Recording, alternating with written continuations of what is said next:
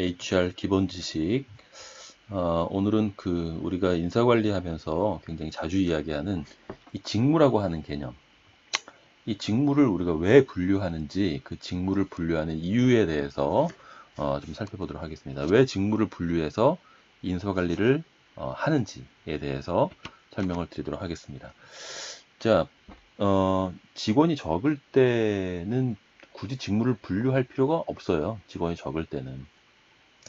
그냥 1대1로 맨투맨으로 관리하면 됩니다. 예를 들어서 직원이 4명이 있다. 1, 2, 3, 4, 4명이 있다. 그러면 그냥 1대1로 관리를 하면 됩니다. 1대1로 관리한다는 건 이런 거죠. 자, 1번 직원 같은 경우는 영업과 영업관리 업무를 수행을 하고, 1번 사람이 영업과 영업관리 업무를 하기 때문에 이 친구는 교육을, 협상력이라던가 재무관리 교육을 받고, 이 친구가 평가를 받는 평가 지표는 관리하는 고객 수, 고객들이 방문하는 횟수, 이런 것들을 가지고 평가를 받으며 이 친구는 급여를 200만 원으로 책정한다.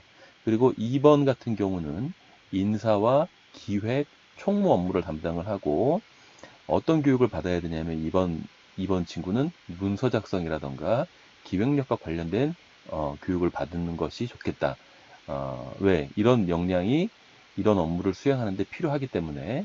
자, 그리고 이 2번 친구는 어떤 것을 가지고 평가를 받느냐. 우리 회사에 필요한 제도를 몇 건이나 도입했는지, 이런 것들을 가지고 평가를 받는다. 급여는 이 업무를 고려해서 230만 원을 책정한다. 이렇게 그냥 한 명 한 명에 대한 인사관리의 기준을 그냥 설정을 하면 돼요. 맨투맨으로. 그런데 직원이 많아졌어요. 그러면 예를 들어서 직원이 100명이 됐다. 그러면 이렇게 한 명 한 명 인사관리의 기준을 설정하는 것이 가능할까요? 이렇게 한 명 한 명 인사관리의 기준을 설정해서 관리하는 것이 현실적으로 가능할까요? 직원이 100명이 되고 1000명이 되고 10,000명이 됐다. 이 10,000명에 대한 기준을 다 이렇게 설정해서 관리하는 것이 현실적으로 가능하겠습니까? 불가능하다는 거죠. 그래서 어떤 방법을 취하느냐, 이렇게 직원들이 많아졌을 때 유사한 업무를 수행하는 사람들끼리 이렇게 묶어요. 그래서 이 묶음을 직무라고 명명을 하고, 이 직무를 기준으로 인사관리의 기준을 설정을 합니다. 그러니까 이 유사한 업무를 수행하고 있는 사람들의 이 그룹을 마치 한 사람인 것처럼 생각해서 인사관리에 관련된 어떤 그런 기준들을 설정을 해요.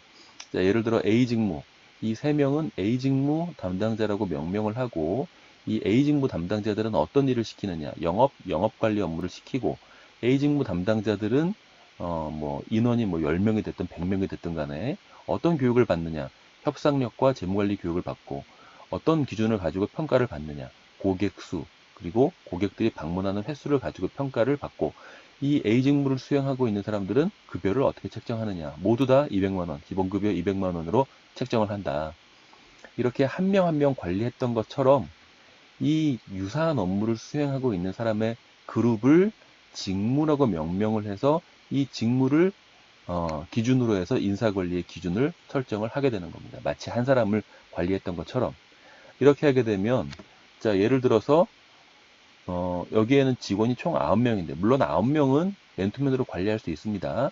자, 그런데 이 9명을 유사한 업무를 수행하는 사람들로 묶고 이렇게 3개의 직무로 분류가 됐다고 하면 인사관리의 기준들도 이렇게 3그룹으로 설정이 될 수 있겠죠. 그러면 원래 맨투맨으로 관리하면 9개의 유닛을 관리해야 되는데, 직무를 분류하게 되면 우리는 3개의 유닛만 관리하면 됩니다. 그래서 인사관리의 효율성을 높일 수가 있죠. 이렇게 맨투맨으로 관리하면 9개의 유닛을 관리했었어야 되잖아요. 자, 그런데 이 유사한 업무를 수행하는 사람들을 이렇게 A 직무, B 직무, C 직무로 묶어서 이걸 마치 한 사람을 관리하듯이 관리하게 되면 3개의 유닛만 관리하면 되기 때문에 인사관리의 효율성을 대폭 높일 수가 있게 되는 거죠. 그래서 우리는 이 직무라고 하는 것을 설정해서 이 직무를 인사관리의 어떤 그런 유닛으로, 단위로 판단을 해서 인사관리 효율성을 높일 수가 있게 되는 겁니다. 자, 이렇게 우리가 왜 직무라고 하는 것을 분류해서 인사 관리를 하는지에 대해서 오늘 그 이유를 좀 살펴봤습니다. 자, 궁금한 점 있으신 분들은 아래 메일 주소로 질문 주시고요.